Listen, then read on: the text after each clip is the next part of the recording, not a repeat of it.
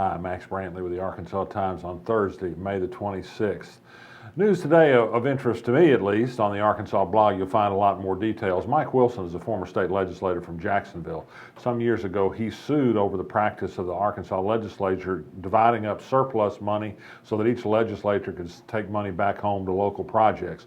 The problem was this was unconstitutional, and the Arkansas Supreme Court said it was. Money can't be spent on strictly local projects. The legislature is supposed to meet and appropriate taxpayer money for projects that benefit everybody in the state.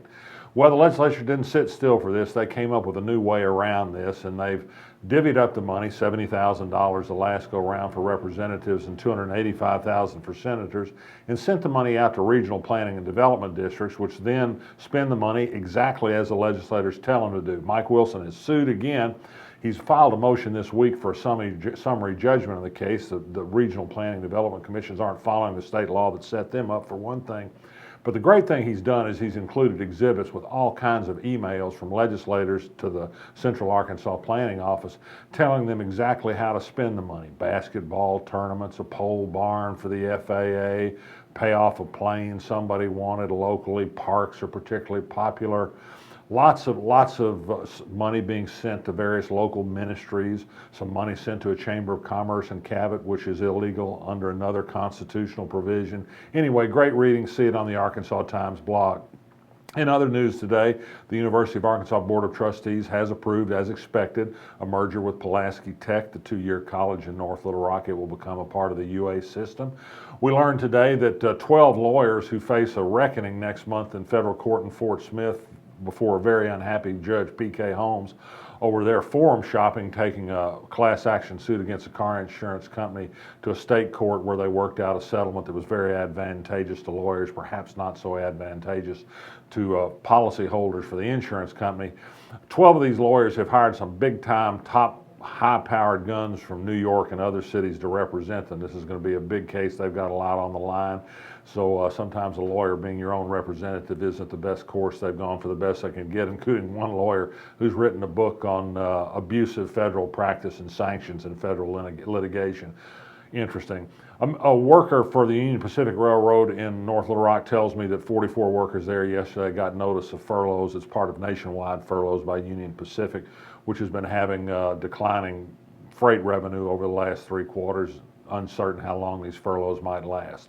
The AFL-CIO, the labor organization, has endorsed Dianne Curry, the Democrat who's running for 2nd District Congress against Republican incumbent French Hill. Needless to say, no Republican would want an endorsement from a labor organization. Dianne Curry says she's proud to have it. And finally, some news today makes you think it's 1993 all over again. Headlines all about Ken Starr, the Whitewater prosecutor, and Vince Foster, the White House aide who committed suicide in his first year in Washington in a tragic episode.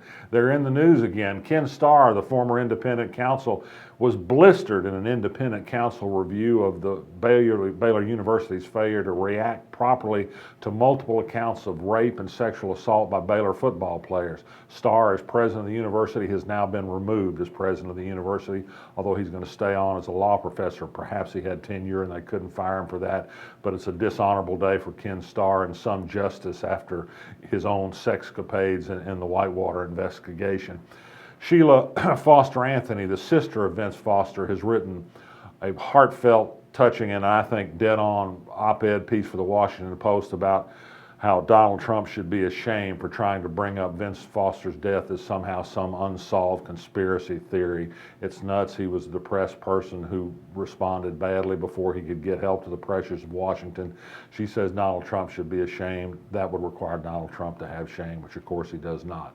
And for reading interest, I urge you to go to this week's Arkansas Times on newsstands now or on the web at arctimes.com and read Leslie Newell Peacock's great story on Planned Parenthood in Arkansas. You think it's all about abortion. It's not.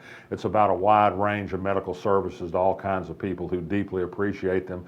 Services they cannot get or cannot get as well provided as Planned Parenthood provides them.